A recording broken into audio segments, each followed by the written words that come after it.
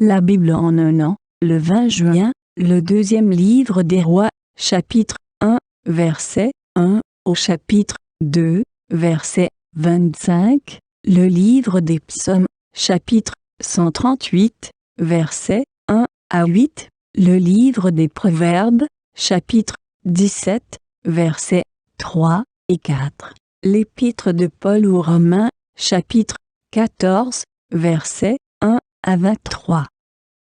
Le deuxième livre des rois, chapitre 1. Les Moabites se révoltèrent contre Israël après la mort d'Akab. Acasia tomba par le treillis de sa chambre à l'étage, à Samarie, et il se blessa gravement. Il fit partie des messagers en leur disant: Allez consulter Baal-Zébut, le dieu d'Écron, pour savoir si je guérirai de cette blessure. Mais l'ange de l'Éternel dit à Élie le Tisbite: Lève-toi, monte à la rencontre des messagers du roi de Samarie, et dis-leur: Est-ce parce qu'il n'y a pas de Dieu en Israël que vous allez consulter Baal-Zébut, le dieu d'Écron? C'est pourquoi, voici ce que dit l'Éternel: Tu ne redescendras pas du lit sur lequel tu es monté, car tu mourras. Puis Élie s'en alla. Les messagers retournèrent vers Acasia, qui leur demanda: Pourquoi revenez-vous? Ils lui répondirent: Un homme est monté à notre rencontre et nous a dit: Allez-y, retournez vers le roi qui vous a envoyé, et annoncez-lui: Voici ce que dit l'Éternel. Est-ce parce qu'il n'y a pas de Dieu en Israël que tu en vas consulter Baal-Zébut, le dieu d'Écron? C'est pourquoi tu ne redescendras pas du lit sur lequel tu es monté, car tu mourras. Acasia leur demanda: Quel air avait l'homme qui est monté à votre rencontre, et qui vous a dit ces paroles? Ils lui répondirent: C'est un homme avec un vêtement en poil et une ceinture de cuir autour de la taille. Acasia dit alors: C'est Élie le Tisbite. Il envoya vers lui un chef de cinquantaine avec ses 50 hommes. Ce chef monta vers Élie, qui était assis au sommet de la montagne. Il lui dit: Homme de Dieu, le roi te dit: Descends. Élie répondit au chef de cinquantaine: Si je suis un homme de Dieu, que le feu descende du ciel et te dévore, toi et tes 50 hommes. Et le feu descendit du ciel et le dévora, lui et ses 50 hommes. Acasia envoya de nouveau vers lui un chef de cinquantaine avec ses 50 hommes.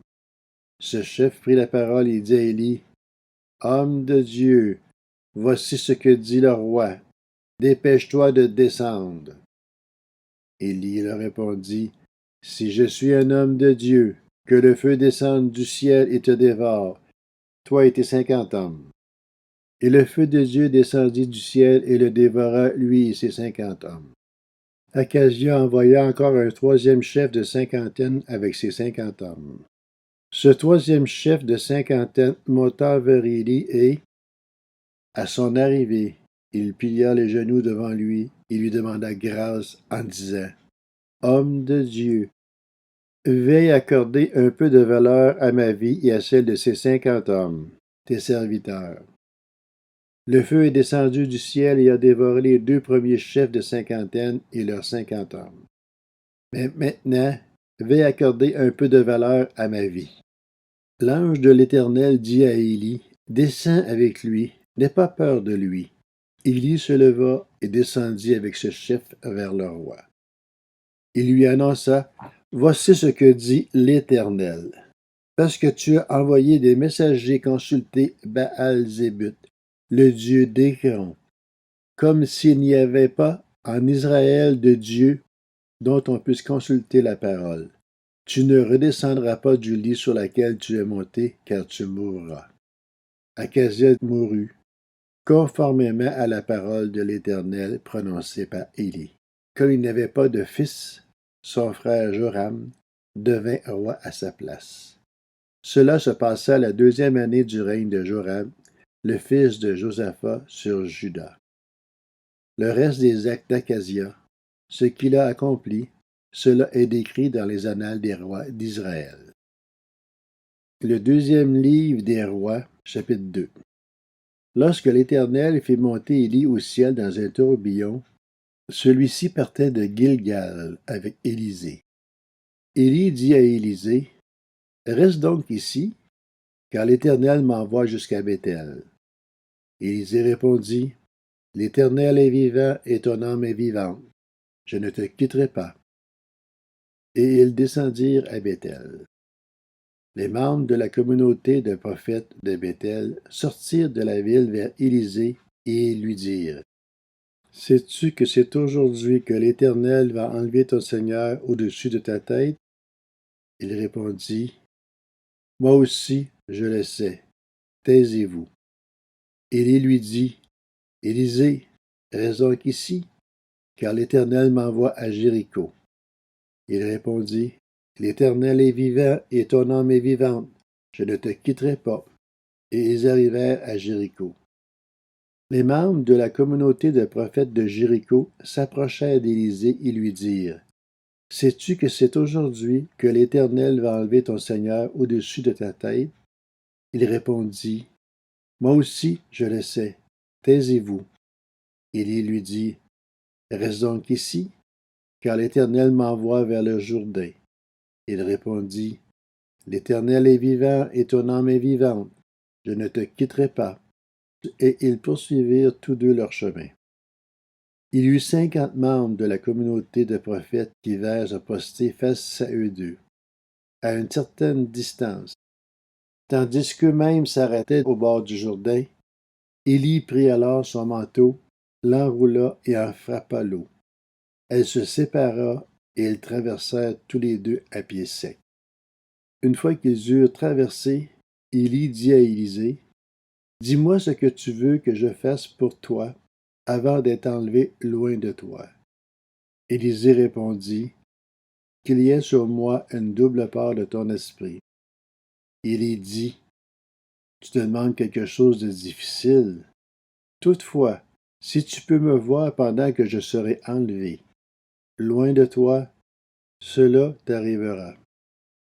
Sinon, cela n'arrivera pas. » Alors qu'ils continuaient à marcher tout en parlant, un char et des chevaux de feu les séparèrent l'un de l'autre, et Élie monta au ciel dans un tourbillon. Élisée regarda tout en criant, « Mon père! Mon père! » Chars et cavalerie d'Israël. Puis il ne le vit plus. Il prit alors ses habits et les déchira en deux. Il ramassa aussi le manteau qu'Élie avait laissé tomber et repartit. Il s'arrêta sur la rive du Jourdain, prit le manteau qu'Élie avait laissé tomber, en frappa l'eau et dit, « Où est l'Éternel, le Dieu d'Élie? » Lorsqu'il frappa l'eau, elle se sépara aussi et il put traverser. Les membres de la communauté des prophètes de Jéricho le virent d'en face et dirent, « L'esprit d'Élie repose sur Élisée. » Ils allèrent à sa rencontre et se prosternèrent jusqu'à terre devant lui. Ils lui dirent, « Il y a avec tes serviteurs 50 hommes vaillants. Veux-tu qu'ils aillent à la recherche de ton Seigneur? Peut-être que l'Esprit de l'Éternel l'a emporté et l'a conduit sur une montagne ou dans une vallée. » Il répondit, « Ne les envoyez pas. » Mais ils insistèrent tant et si bien qu'il dit, « Envoyez-les. » Ils envoyèrent les 50 hommes, qui cherchèrent Élie pendant 3 jours sans le trouver. Lorsqu'ils furent de retour vers Élisée, qui était à Jéricho, il leur dit, « Ne vous ai-je pas dit de ne pas y aller? » Les habitants de la ville dirent à Élisée, « La ville est bien située, comme le voit mon Seigneur, mais l'eau est mauvaise et la terre ne produit rien. » Il dit, « Apportez-moi un plat neuf et mettez-y du sel. » Et ils le lui apportèrent. Il alla vers la source d'eau, y jeta du sel et annonça, « Voici ce que dit l'Éternel. Je rends cette eau saine, et il n'en proviendra plus ni mort ni stérilité. » Et l'eau est devenue saine jusqu'à aujourd'hui, conformément à la parole prononcée par Élisée. De là, il monta à Béthel. Comme il montait par le chemin, de jeunes garçons sortirent de la ville et se moquèrent de lui. Ils lui disaient: Monte, chauve, monte, chauve. Il se retourna pour les regarder et les maudit au nom de l'Éternel. Alors 2 ours sortirent de la forêt et elles déchirèrent 42 de ses jeunes. De là, il alla au mont Carmel, puis il retourna à Samarie. Le livre des Psaumes, chapitre 138, de David. Je te célèbre de tout mon cœur. Je chante tes louanges en face des dieux. Je me prosterne dans ton saint temple et je célèbre ton nom à cause de ta bonté et de ta vérité. Oui, tu as surpassé ta réputation dans l'accomplissement de tes promesses. Lorsque je t'ai appelé, tu m'as répondu, tu m'as encouragé, tu m'as fortifié. Tous les rois de la terre te loueront, Éternel, en entendant les paroles de ta bouche. Ils célébreront les voies de l'Éternel, car la gloire de l'Éternel est grande. L'Éternel est élevé, mais il voit les humbles, et il reconnaît de loin les orgueilleux. Quand je marche dans la détresse, tu me rends la vie. Tu portes la main contre la colère de mes ennemis, et ta main droite me sauve. L'Éternel terminera ce qu'il a commencé pour moi. Éternel, ta bonté dure éternellement. N'abandonne pas les œuvres de tes mains. Le livre des Proverbes, chapitre 17. Le creuset est pour l'argent et le fourneau pour l'or, mais celui qui met les cœurs à l'épreuve, c'est l'Éternel. Le méchant est attentif à la lèvre injuste, le menteur prête l'oreille à la langue criminelle. L'Épître aux Romains, chapitre 14. Accueillez celui qui est faible dans la foi, sans discuter ses opinions. L'un a la conviction de pouvoir manger de tout, l'autre qui est faible dans la foi ne mange que des légumes. Que celui qui mange de tout ne méprise pas celui qui ne le fait pas, et que celui qui ne mange pas de tout ne juge pas celui qui le fait, car Dieu l'a accueilli. Qui es-tu pour juger le serviteur d'un autre? Qu'il tienne bon ou qu'il tombe, cela regarde son Seigneur. Mais il tiendra bon, car Dieu a le pouvoir de l'affermir. L'un fait une différence entre les jours, un autre les estime tous égaux. Que chacun ait dans son esprit une pleine conviction. Celui qui fait une distinction entre les jours le fait pour le Seigneur, et celui qui ne fait pas de distinction le fait aussi pour le Seigneur. Celui qui mange de tout, c'est pour le Seigneur qu'il le fait, puisqu'il exprime sa reconnaissance à Dieu. Celui qui ne mange pas de tout le fait aussi pour le Seigneur, et il est reconnaissant envers Dieu. En effet, aucun de nous ne vit pour lui-même, et aucun ne meurt pour lui-même. Si nous vivons, c'est pour le Seigneur que nous vivons. Et si nous mourons, c'est pour le Seigneur que nous mourons. Ainsi, soit que nous vivions, soit que nous mourions, nous appartenons au Seigneur. En effet, Christ est mort et il est ressuscité. Il est revenu à la vie pour être le Seigneur des morts et des vivants. Mais toi, pourquoi juges-tu ton frère? Ou toi, pourquoi méprises-tu ton frère? Nous comparaîtrons tous, en effet, devant le tribunal de Christ. Car il est écrit, « Je suis vivant, dit le Seigneur. Chacun pliera le genou devant moi, et toute langue rendra gloire à Dieu. » Ainsi donc, chacun de nous rendra compte à Dieu pour lui-même. Ne nous jugeons donc plus les uns les autres, mais veillez plutôt à ne pas placer d'obstacles ou de pièges devant votre frère. Je sais et je suis convaincu dans le Seigneur Jésus que rien n'est impur en soi, mais si quelqu'un considère telle chose comme impure, alors elle est impure pour lui.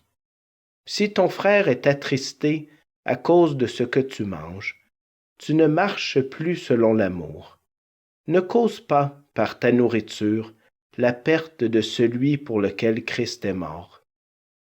Que ce qui est bon pour vous ne devienne pas un sujet de calomnie.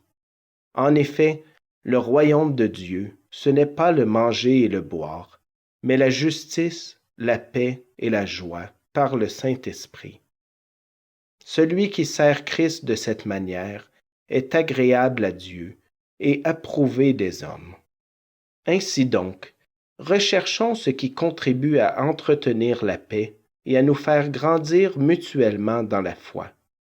Pour de la nourriture, ne détruis pas l'œuvre de Dieu. Certes, tout est pur, mais il est mal de manger quelque chose si cela représente un obstacle pour quelqu'un. Il est bien de ne pas manger de viande, de ne pas boire de vin et de t'abstenir de ce qui peut être pour ton frère un obstacle, un piège ou une source de faiblesse. Cette foi que tu as, garde-la pour toi devant Dieu.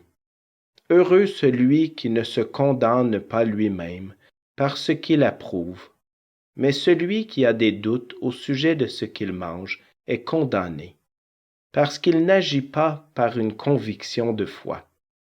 Tout ce qui ne provient pas d'une conviction de foi est péché.